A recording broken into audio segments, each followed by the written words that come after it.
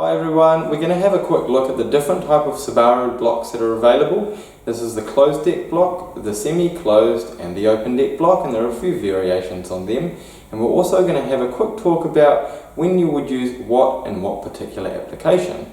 This is the closed deck block. It's an engine that came out in the early RS Legacies and a few of the early WRX, STIs and RAs.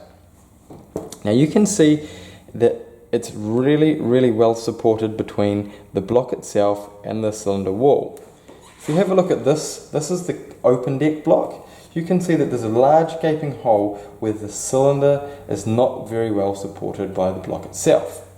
What this does is this allows the cylinder wall to flex quite a lot on this, which can cause issues with compression, oil consumption, and also with cracking of the liners through here at high power levels.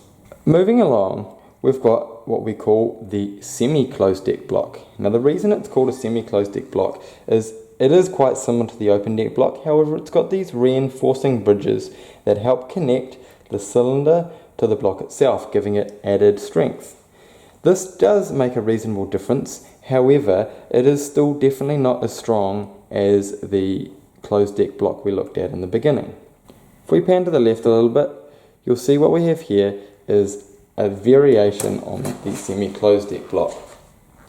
Now this is what we call the W block, or also known as the Motorsport block.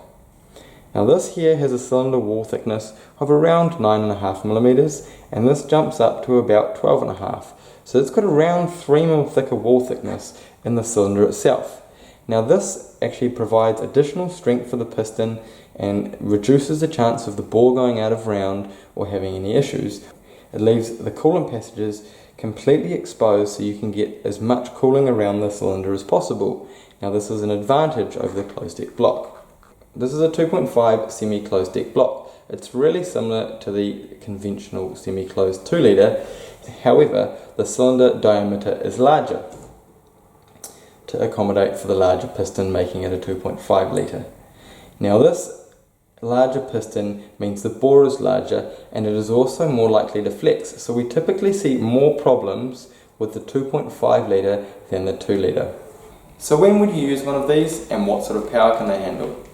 The closed deck block, that represents really good value for money for a lot of strength. We would typically use this in a high powered motorsport application or a high powered road car. We have run a modified one of these up to 850 wheel horsepower.